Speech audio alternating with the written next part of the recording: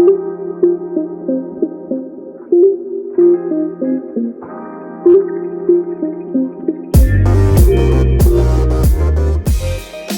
Be Lifted Up, your guide to living an abundant life. My name is DC Marshall, and he is Alfred Edmond Jr. And this is a show about faith and finances and really everything in between for us, people of God, the culture, and, everything that's good, great, yummy, and delicious. We really talk about it here on the show. We've got great guests, but, Alfred, when I think about our show, it's really about advancing the culture, advancing, personally, professionally, spiritually, right? Absolutely. Why? Because the word of the Lord in John 10:10 says, I've come that they may have life and have it to the full, more abundantly. And so we talk about everything that leads us to more, to abundance, to press down, shaken together, and running over. Everything that leads us to be a good, great, and better witness for the Lord.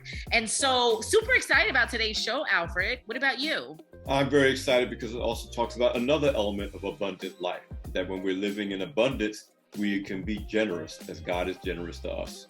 And today we're dealing with the driving question, what are the requirements to become a philanthropist? And we're talking about social impact via philanthropy. When all is said and done, we're not blessed. We're not the final stop on the blessing train. We are being blessed so that we have the capacity to bless others. And so this is going to be a great conversation. We have a great guest, an author, entrepreneur, change agent, speaker. And listen, we'll introduce to you on the other side of the break. We'll be right back. You're listening to Be Lifted Up, your guide to living an abundant life.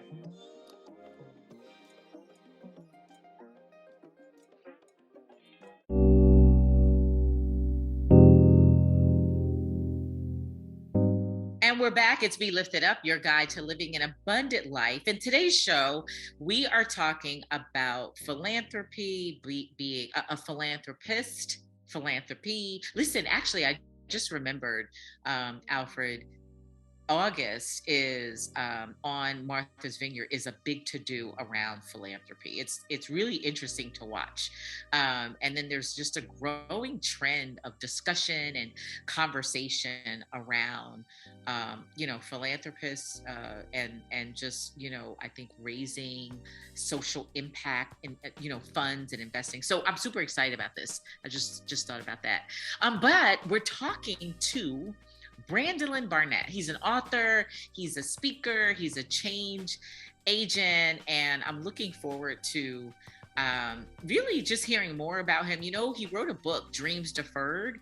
Alfred, do you know about this? Recession, Struggle, and the Quest for a Better World? I did not know about that before the show. So of course, we definitely got to, read the book, and I'm glad we're going to have Brandolon on to talk about the book and why he wrote it and what it's about. But I'm excited about the show also because we're talking about social impact. And if there's anything that I really is one of my core beliefs about what it means to be a person of faith, of being a Christian, it's not just about what we believe, it's about the impact we have on others. That we are, whether we are a pastor or not, whether we're a deacon or any of those kind of formal titles of being in a formal church structure, we are created to provide some kind of ministry, some kind of service to others.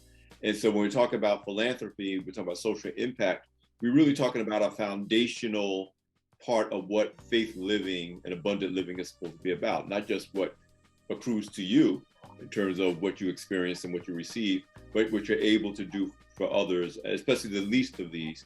As Jesus said, if you did it for the least of these, you did it for me. Yeah. So I want to bring Brandon in because I really want to start with, two things. I certainly want to have and learn a little bit more about Brandolon. So I'm going to have him introduce himself. But I really also want to, hey there, Brandolon. Hello. Welcome to the show, man. Welcome to the show. I want to do two things here. I'm interested to learn more about you beyond your bio, but I also want to start this conversation with you educating us on social impact, because I think we think we know social impact. We're hearing a lot more conversations in recent years around social impact. I think from a corporate perspective, because I do this work, I just know from the context of sustainability and ESG, environmental, social, and governance. I know just a little bit from the perspective of like private and public partnerships. So can you start us off with giving some insight about who you are, and then this social impact, what it is, what it means to our communities, and then we'll go deeper in our conversation today. Yeah, happy to do that. And I think, in terms of who I am, first of all, I'm thankful to be here with you today having this conversation, and I'm very much looking forward to it. I started my career obsessed with the idea of doing work that had an impact. And I think at that time, I had a definition of social impact that I think a lot of people share, which is that it's work that happens in nonprofits, it's work that happens in foundations, many of them large foundations that people often don't necessarily have a full understanding of, but have heard the names of, like the Gates Foundation or the Sloan Foundation or big corporate foundations. It happens in governmental institutions or multilateral institutions like the United Nations. I think that's what people often associate with social impact.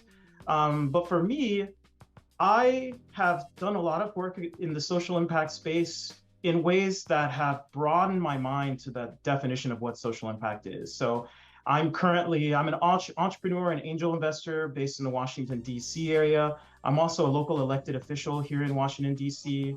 So I serve about 2,300 constituents in the Columbia Heights neighborhood of DC.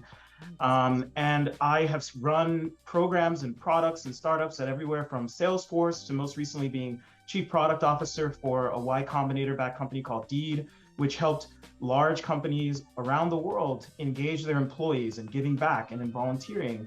And what I've learned along the way is that social impact to me is actually much simpler than I believed at first, and I think that many of us believe. I define it very simply as the movement of resources to people who need them. And that can take many forms. It can take the form of a nephew being helped by their uncle to do their homework. It can take the form of collective giving or giving circles, which have been in the African American community. It can take the form of traditional philanthropy and giving to large nonprofits like Save the Children or Doctors Without Borders, but it's not limited to that. And I think that's the message I've been trying to share, because, my book, Dreams Deferred, Recession, Struggle, and the Quest for a Better World, is about my struggles before, during, and just after the '08 recession. And a lot of those struggles I can trace back to this idea of I really just wanted work making the world a better place, and struggle to get paid enough, struggle to find opportunity to advance, struggle to get recognition for how hard I was working. And I think a lot of folks feel that that's what they need to do to be on a path that makes the world better. And my message is that act of making the world better than you found it, leaving it better than you found it, which is something I learned from my mother, and I think a lot of us do, that's something anyone can do, anywhere. And so I more preach the message of, impact can happen anywhere, in anything you're doing. And I think that's the future of social impact. I'm really digging that message. I've interviewed a number of what I call emerging Black philanthropists who are really, as you are, reframing philanthropy, particularly in the Black community. Like we said, we think of it as something that either billionaires do or huge institutions do, when study after study after study has shown that per capita, Black people give much more of their resources to charitable efforts. They just don't see themselves as being philanthropists. Yeah. And Liz and Don Thompson of the Cafe Fund come to mind. They started this whole initiative to fund Black educators and efforts to improve Black education. Mm-hmm. And they were saying that one of the things they want to do is help us to recognize that we all, in many ways, probably are philanthropists, but just don't see each other that way, and have a capacity for philanthropy that we do kind of without realizing it. But if we leaned into that identity, we'd be more effective at it. We'd get more joy and reward out of it. And so I'm really feeling what you came to in your own experience, for this idea of social impact is something that each and every one of us can not only experience, but deliver and get some of the rewards of doing that.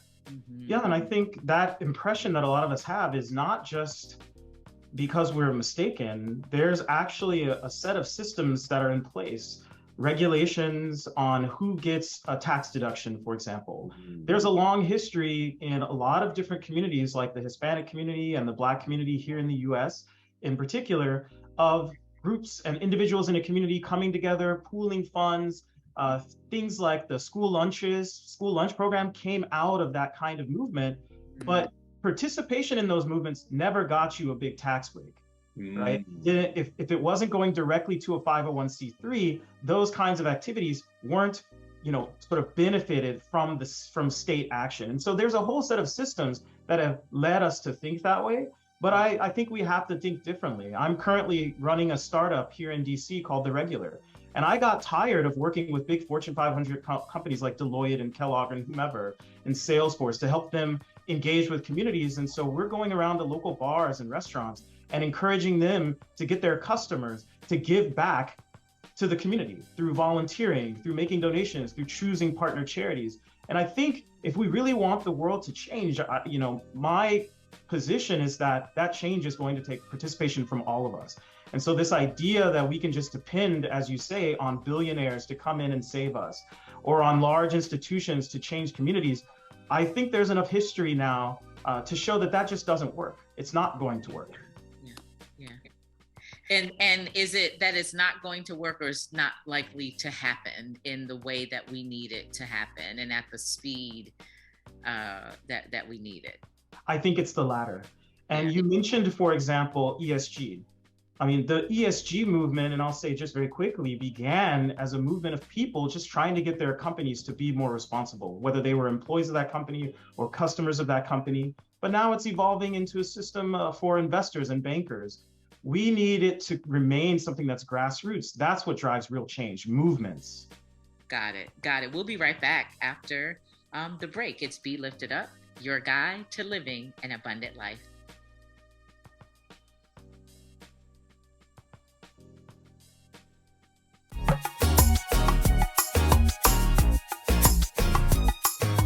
Welcome back to Be Lifted Up, your guide to living an abundant life. I'm Alfred Edmond Jr. with my Ride and Shine DC Marshall partner. And we are talking to Brandolon Barnett, the author of Dreams Deferred, Recession, Struggle, and the Quest for a Better World. He is an entrepreneur. He is an elected official, a servant of the people in multiple ways, a change agent. And he's talked to us about really us understanding our roles as philanthropists, seeing ourselves as philanthropists, understanding that all of us have that capacity. And not only is that an opportunity, it's really a necessity if we're going to have broad social impact and change to better society and to better our communities and better our people. Talk some more, Brandolon, about, well, let's say, first of all, what you hope people will get from your book. What is the takeaway, if you will, for how we should approach our lives? And this, obviously, we're speaking to a faith-based audience, but whether you're talking within traditional institutions in Black communities like churches that do a lot of charitable/philanthropic work, or outside of those institutions, in terms, I mean, you talked about your startup and really reaching people where they are, whether that's at, a bar, a restaurant, or whatever, to say, listen, there's ways that you can be a philanthropist without you having to go to the Ford Foundation and figuring out what programs that they're supporting. Yeah, I mean, I wrote my book really for two reasons. And the first was just to share my story. I began the book recounting what was for me rock bottom, taking an unpaid internship in San Francisco, just trying to build a career in my mid-20s. And I ended up, at some points, almost living on the streets, barely able to eat. At one point, I think I went 2 months eating Totino's pizzas, which don't even exist in the store anymore, and burritos, bean and cheese burritos from 7-Eleven, just trying to survive. And there were times where I wanted to live my life, or rather end my life. And yet, thoughts of my mother who passed away during that period, I was unable to kind of help her find healthcare, get the care that she needed, because I had no money. And when I think about other people in that position, the first reason I wrote my book was just so that they could maybe read and learn about a story of overcoming. And that if even one person reads it and says, I don't have to give up, there's some hope for me to have a better life. And that was the first motivation for me in writing Dreams Deferred. And the second was that if anybody does believe and find that hope, that they understand that not only can they persevere through the struggles that they have, which are often so much more perilous when you're trying to make something of yourself. That's when it seems like life can throw all of these things at you to just try to put all these roadblocks in your way. And so while trying to overcome, we don't just have to think about ourselves. I wanted to share a vision for how no matter what kind of career you build, no matter what kind of work you want to do, you can find a place for impact. Whether that's, to your point, starting a small business, what nonprofit, you should ask yourself on day one, what causes do you care about? How are you going to support the well-being of your employees? How are you going to pay your interns and make sure that when you're providing opportunity for people in your community, you're thinking about how you can help them to grow and own homes and build their own dreams and not have to almost fall asleep in the street just to, have a place to lay their head. And so I wanted to really emphasize that idea that not only can we persevere through things, but we can do it in a way where we keep our eye on the idea that we can make this world better than it is. Things don't have to be the way they are. It's up to us to improve the world that we live in. Wow, it's so inspiring. And I just want to applaud and acknowledge you for the heart to share your story and to be so bold and courageous, to inspire others and to what I sense from you, do good while doing well. So my prayer for you, my friend, is that, God use you in a mighty way, but even bless you back. As a result of the struggle. So it's just an awesome story, and I know your mom would be proud. So thank you for that. Thank you so much. Thank you. I'm inspired by your story because, I right now, and I've got to get the book because I feel like I need your book right now, because this idea of social impact really speaks to me now. I think what I'm learning from you is that we've always done this in informal ways, but what I'm hearing from you is we need to be much more intentional, because when I hear you talk about from a business perspective, like that would be us being more responsible and more prudent with our resources so that we could do well and do good do well while doing good, and also learn the play card of the other folks who don't look like us, like and what I mean by that is, so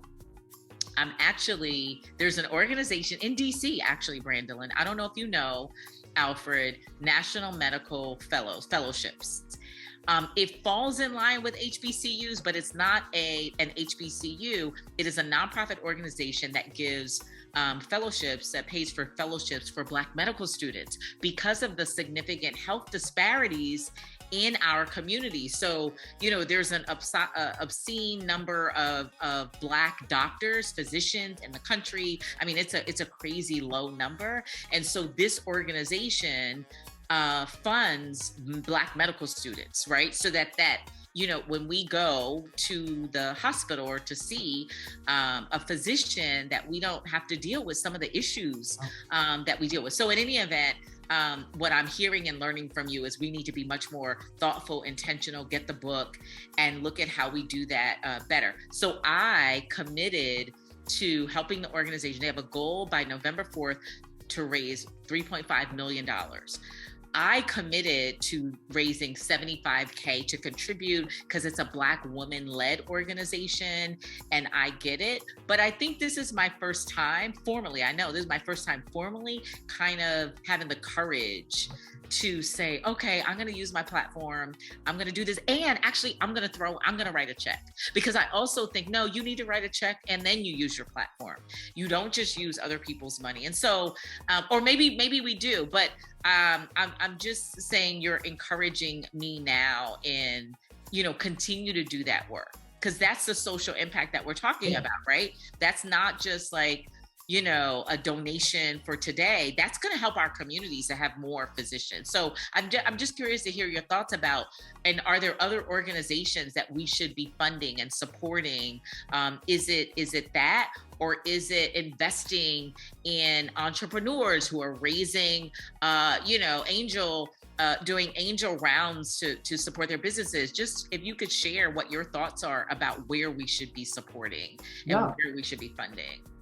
My answer to that question is really all of the above. And I approach social impact again from that perspective of anyone can have impact anywhere. And what that means to me is that if you are out there and you have the means, I do think it's incredibly important to support entrepreneurs of color, because they're creating jobs. They are creating opportunities for their communities. They're creating new products. But additionally, I think it's vital for people to remember that it's more than just money that you can give to have an impact. If you have time, if you have expertise, if you even have the ability to listen and express empathy, sometimes that can save a life. And so what I'd encourage people to do is also, don't just think about the money you can provide, but think about all the resources that you have to offer and how you can bring that resource to someone else who might need it to drive change for the better. But in terms of organizations that I have my eye on and that I get really excited about supporting, one of them that I'd encourage everyone to check out is called the Black Venture Institute. They are helping African-American professionals of color who have been successful to access knowledge about how they invest in businesses. What are the rules? How do you find them? How do you ensure they're successful? How do you advise them? And so that's something that I've got an eye on. Another set of organizations that I look at, and I won't name a specific one. Here in DC, we have one called the Catalog for Philanthropy. But often we think of big nonprofits when we think of where we want to send our support. But I would encourage people to find an organization that makes lists of local nonprofits and the impact that they're having in your community, and work with those smaller nonprofits to see how you can help them, because $10,000 or $1,000 or even $100 to that organization is going to go a long way towards unlocking not only the dreams of the person founding that nonprofit, but also all of the people in the community that they hope to serve. And so those are some of the things that I typically encourage people to think about. But it really revolves around just not getting caught in one idea of what impact looks like. Wow, this is a really important set of messages for our audience, because it's really important for us to define philanthropy based on what we can do and what we do have, when so much of the way we think about it is about what we can't do, that other people can do, and what we don't have that other people have. Listen, you're listening to Be Lifted Up, your guide to living an abundant life. We want you to take this conversation to heart, because ultimately you can and should do what you can to make a social impact. We'll be right back.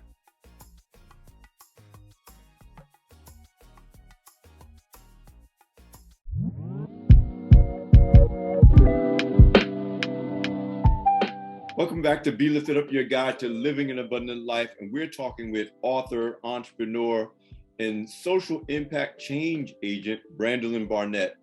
And listen, Brandolon, one of the other things I really wanted to talk about, and you touched on it when you talked about the challenges and the travails you experienced and talk about in your book, Dreams Deferred, Recession, Struggle, and the Quest for a Better World. And it was something that I was I would say almost reawakened to during the isolation of the pandemic. So I'm talking about those first 6 months of the global pandemic, when we really realized that this wasn't going to be kind of a short disruption, but an extended, disruption of our lives and an extended period of isolation.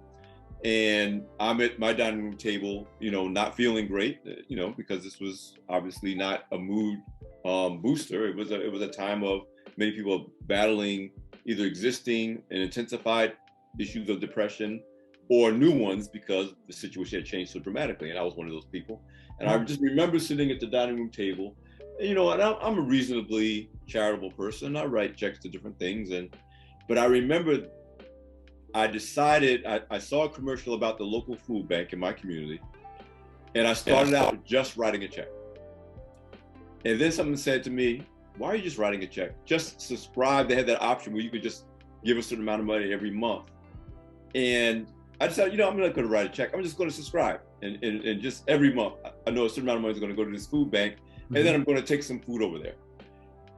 And it sticks in my mind because it totally changed my mood, not just for that day, but it was a turning point in my whole feeling and attitude about what we were going to go through. And I didn't know how long it was going to last. Obviously, it lasted almost, over 2 years. But I want to know if this was something that you experienced as well. I just know for me, what experience was that it wasn't just about what I was doing for others through, and that was a relatively small thing, but it really did change my spirit. It changed my attitude. It changed my feeling of powerlessness and hopelessness. And it started just a new mindset and a way of thinking that really carried me through to a much more positive outlook coming out of it than I had when I went into it. And I think people don't always appreciate, they hear the cliche, giving is good for you and it's better to give than to receive. But there's a real emotional, psychological, spiritual benefit, particularly during tough times, when you shift from, woe is me to, okay, woe is me, but what can I do so it's not woe is them? Yeah. I mean, I've experienced that myself. I grew up in Dallas, Texas, single mom, pretty poor. And I remember different moments where I awakened to the idea, which I later became obsessed with, like I mentioned, of doing social impact work. And it was the moment of realizing that I had viewed myself as someone who gets helped when I was younger. My mom and I, we get help from the government, from different people. That's what we do. And then at a certain point, I started to realize, wait, I can actually help other people. And that opened my mind to what else can I do that I haven't thought about myself doing? And there's sort of specific instances of that feeling where one of my first jobs out of college was at an organization that sent volunteers all over the world to do things like build schools and build orphanages. And I was just, a program coordinator essentially for the organization. And I said, what if we took some, kids like myself from Dallas and we raised some money? So I led a raffle, this was very early in my career, and raised the money, and we sent them on a 2-week trip to Costa Rica, where they worked with local nonprofits to do environmental work. They learned about the local culture there, and they got to see that they can help other people. And when they came back, that's what they reported. And that was one of the moments for me that I realized they're having a realization that I've been slowly having myself. And watching them have it was so empowering for me, just this idea that,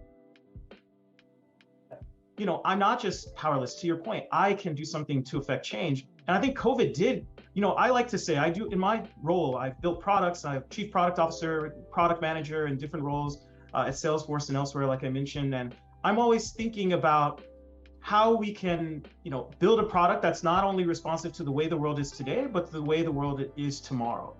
And when COVID happened, a lot of people were saying, it's the new normal. COVID changed this, change that. I'm firmly of the opinion, in all the market research I've done across multiple types of products, that COVID didn't really change much of anything. It just accelerated a lot of the things we were already feeling, a lot of the things we were already struggling with. We were already feeling isolated. The tools that have been built to, ideally help bring us together, like a Facebook or Twitter and Instagram, they don't bring us together. I think we've all learned that. They don't make us feel less alone. The communities that we used to depend on are in many ways disappearing. And that leaves us even more lonely and even more lost. And I think coming out of COVID, myself and I think a lot of other people are more convinced than ever that I'm not just gonna do this job to make money for some billionaire. I want to do something where I feel a sense of purpose, where I feel respected, where I feel the other people around me are being respected, where I feel that opportunity is being created for others and people like me to grow, not just an opportunity for someone to make a lot of money, $1 billion, $1 million from all of the hard work and time and blood, sweat, and tears that I'm putting in. And responding to that in this new age is a way to think about social impacts. How do we bring people closer together? And I like to tell this example whenever I talk about social impact work. And it's a story of like just imagining going into a town, finding a problem as an outsider. You don't know anything about that town. You don't know anything about the people in it, the problems that they face, but you kind of come in and you say, this is the solution to your problem. We're gonna build you a well, or we're gonna launch this program for you. And I think that's how a lot of traditional social impact and philanthropy works. Being quite frank, it was large organizations and institutions coming into a community and trying to drive change almost on their own.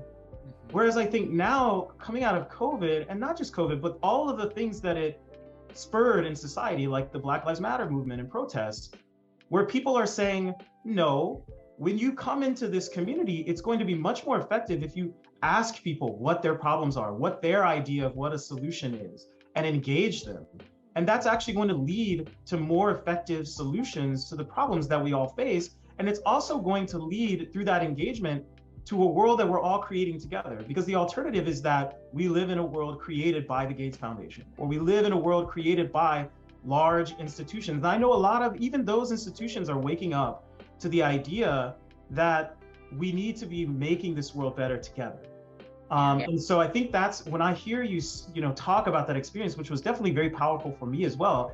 I grew up an only child, so at first it was great. I don't need to talk to anybody. I've been working from home for years, nothing's different on that front. But after a while, you realize we need other people to make our world better, not just in this kind of social impact sense, but even just in the sense of a place that we enjoy living in, that we enjoy interacting in and meeting people in and talking with others and learning from them and rooting for them and for each other. And so it may be a little bit of a rambling answer there, but that's what comes to mind for me in terms of what I think came out of COVID and out of the past few years, because it's actually it's more than COVID. It's been a tough few years for the world. And I think that's one of the things we can take away from it, is just this idea that the world we lived in wasn't actually good enough, and we can do more to make it better. And I just hope more and more people start to realize that we're all part of that. Yeah, this is, you said so much there, and I still have tons of questions, and we're getting ready to go to break. But I do want to pick up on the other side of the break and talk a little bit about your insight. And if you were running the large corporation, I want to hear from you. What do large corporations need to change about, their philanthropic pursuits, and then I want to talk about even some of the barriers that restrict people from access to careers in philanthropy. I think that's a big conversation. And so, this has been great. Brandolon Barnett, so many things, so many hats. And we need to talk about you in public service and public office. And so we will be right back. This is Be Lifted Up, your guide to living an abundant life.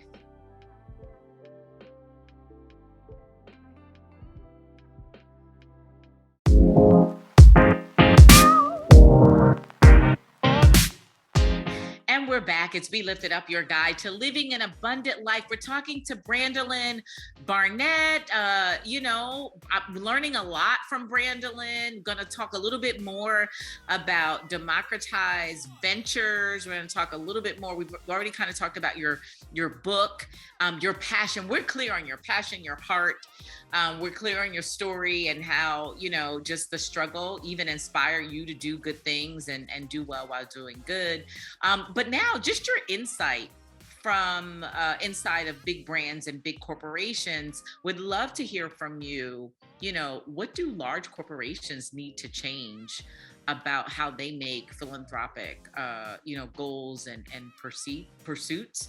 And then I'd also, would love to hear your perspective around some of the barriers and why there aren't more folks, not in an informal way, but in a formal way, in careers in philanthropy. Yeah, and I think, your second point is incredibly true. It's something, as I mentioned, I experienced myself. I could not find a job in traditional philanthropy, and large social impact organizations couldn't do it. And when you look at the demographics of those organizations, 80% of nonprofits in the US are white-led. The number jumps to 90% for the 300 or so largest nonprofits in the country. When you look at big foundations, only 8% of foundation CEOs are diverse leaders. 7% of grants go to diverse communities. So it actually is a big challenge when you think about what I said earlier, in the sense of we want everyone to be engaged and involved in shaping this better world. But when I think about what big companies can do to kind of counteract some of those broader trends, the first thing I say, and I've said this for years while working as a consultant and building technologies for these companies, is that it needs to be an expansive definition of philanthropy. And what I mean by that is, don't just think about your philanthropy as once a year we're writing a check. Think about it as, well, how are we engaging throughout the year? How are we encouraging our employees to volunteer time as well as give money? How are we giving our expertise? So there may be large nonprofit projects that could really benefit from the skill and expertise that employees might have in a given subject matter area, and finding those opportunities and bringing that to the table. There are law firms that are very good at that, and then there are some other types of companies that don't even try to do it at all. And it should really be a priority for every kind of organization. And then you have to think beyond just giving to philanthropic giving to nonprofit organizations. Specifically thinking about, are we providing loans and grants to minority-owned businesses? Are we making sure that we have a good process for reviewing our suppliers and vendors to try to include minority-owned businesses and women-owned businesses into the mix of companies that we're working with? Because you can talk about impact all day long and you can make a grant into a community, but if you've got a person from that community that you're trying to support, that's a brilliant person, that's got an idea that you can get behind, that's got a good product that you can believe in, and you bring them on board as a contractor, that can change the entire life of that individual, the company that they're trying to start, and all of the employees that they may end up hiring. And so that kind of inclusive supply chain effort is really important. The other thing for me that I think is going to get more and more attention over the next few years is really thinking about environmental justice. A lot of the environmental movement has completely ignored the fact that a lot of waste from big companies, maybe it's being recycled or kept in a place where it's going to be taken care of later. Too often, those places are in communities like where I grew up in Dallas, in Oak Cliff, where most of the trash in the city, whether it's getting recycled at a later point or whether it's just a dump, is in communities of color and is in places where people are vulnerable more than anywhere else to the negative effects on health and the environment around them. And so those are some of the things that I think are really important to think about at a really high strategic level, is just thinking expansively about what the impact your organization has is. The second I would say is engage. Don't do a top-down approach. And this is true not just for big companies, but for small organizations, mom and pop shops, corner stores. Don't just think about where you want to give. Think about your community of people that you're building, your employees, your customers. What kinds of causes are important to them? What can you rally around? Because if you just provide a check from your company or from your own pocketbook, that's one thing, and that's fantastic, and everyone should be encouraged to do that. But if you have a community around you of any kind, and you have the opportunity to engage everyone in that community in giving, in volunteering, in just offering their thoughts, or even just sharing the word on social media, think of the greater impact that you can have when you take that more expansive approach and center engaging people. And the third thing I want to say is something that affected me personally. I mentioned, my story of trying to build my career, taking unpaid internships, not being able to eat, developing ulcers, watching my mother pass away when I didn't have health insurance and no way to help her. No one should have to go through those things. So when you think about creating opportunities for people in the space of philanthropy or any kind of company, just pay people, pay your interns. I mean, I can't say it enough. And it's something that I'm shocked is still happening, but people should be paid for the work that they do. Okay, Brandolon, yes, let's talk about this for a second. Yeah. I think this is #NewRules. And I think we need to, is this like a bill? Is this legislation? We need to cancel unpaid internships. You just struck a chord. I mean, how do we get this done? Because there's so much that we can do. And I'm so inspired by you. I'm so grateful for you. But that piece right there, I think that goes with the impact that needs to happen. And we need to leverage this window of opportunity after the diversity tipping point.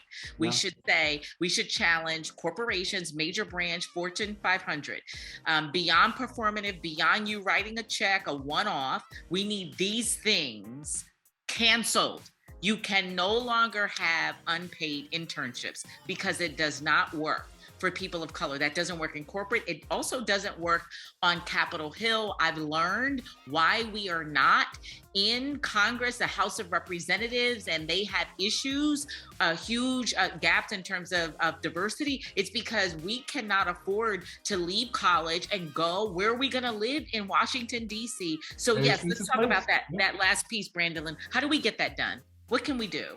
We got to start a movement. And I think we don't have to do it alone. There are already people fighting for that. I'm one of them and there are others, but I'm happy to amplify anything that moves that forward because I would say it's not even just internships. We have a culture of not paying people for the work that they do.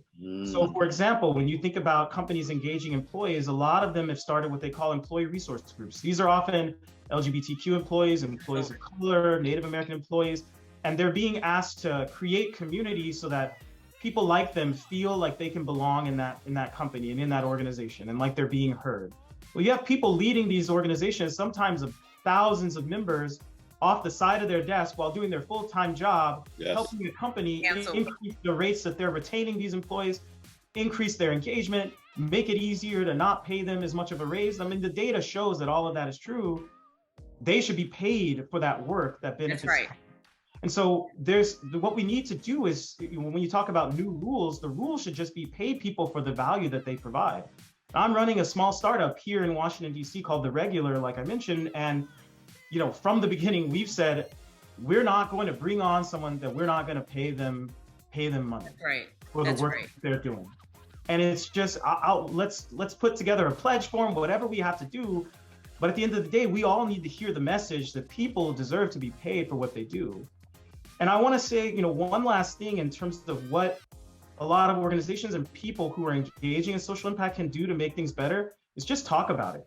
Too often, we are doing good, we're helping others, we're moving those resources to people who need them in whatever way, shape, or form is possible for us. And then we don't talk about it. We don't tell people about it. We have to tell people about it to inspire others to act, especially young children who need to see an example of how we all can be part of making things better. We all can be helpers as well as being helped. But all of that requires resources. And so I love this idea, sign me up. People need to be paid for the work they do. And the more people we have building careers, living successfully, finding their dreams, buying homes, supporting their families, the more we're all going to be able to have a voice, have the time to drive change, and the more resources we're all going to be able to move to the causes that need them to make this world better. Because right now, the truth of the matter is, I think a lot of us agree, the world as it is isn't good enough, but I think and hope that we can do better. Quickly, Brandolon, where can people find you on social? Is there a website our audience should go to so we can continue to promote these ideas and ultimately change culture? So when you talk about the importance of talking about it, that's part of the culture change. And we're not just talking about one-off contributions, we're talking about changing the way of thinking and the given culture around philanthropy. Yeah, you can always Google me. I'm Brandolon. There's not a lot of Brandolons out there, but you can find me on Twitter @BrandolonB, on LinkedIn. I'm open to anyone who wants to talk about things that they've been through or find some hope or share a story. You can also find me at brandolonbarnett.com. You can check out my company, The Regular, theregularapp.com, and see all the local businesses that we're working with on a lot of these issues. And then finally, I invest in entrepreneurs of color and women entrepreneurs through a vehicle I call Democratized Ventures. So each year, I give between 10 and 20K to startups to help them achieve their dreams. And then I try to advise them using my expertise as a product manager and product designer. And so, yeah, find me, Brandolon. I'm here, and just want everyone to know that there's hope and that you can have an impact, no matter who you are or what resources you have. And that's democratizedventures.com. And let's not forget your book, Dreams Deferred, Recession, Struggle, and the Quest for a Better World. Another way to connect with Brandolon and his message. Listen, Brandolon, really glad to have you on the show. Anybody that inspires Dee to promote new rules, because she's all about it, she's about change, it's a great guest to have on the show. So we really want to appreciate you, express our appreciation for you joining us on Be Lifted Up, your guide to living an abundant life.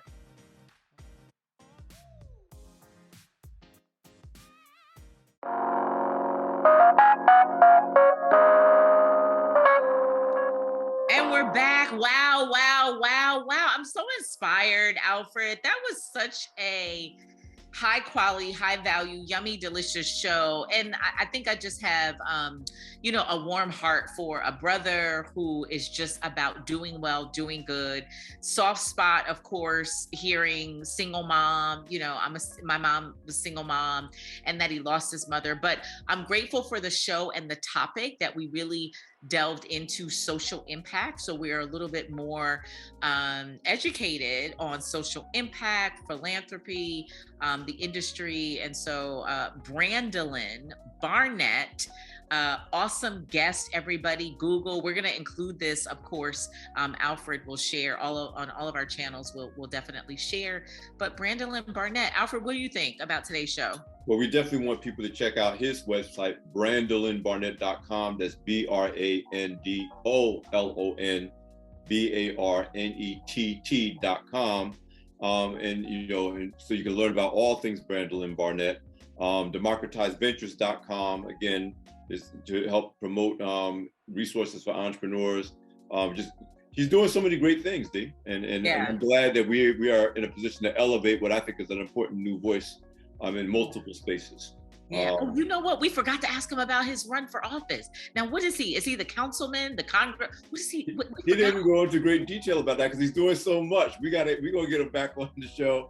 Listen, guys, pay attention to what Brandolon Barnett is doing. Listen for his name and his work. Get his book, Dreams Deferred, Recession Struggle, and the Quest for a Better World. And keep up with this episode and every episode of Be Lifted Up Radio at liftitupradio.com. Same thing on social media, on Twitter, Instagram, B, Lifted Up Radio.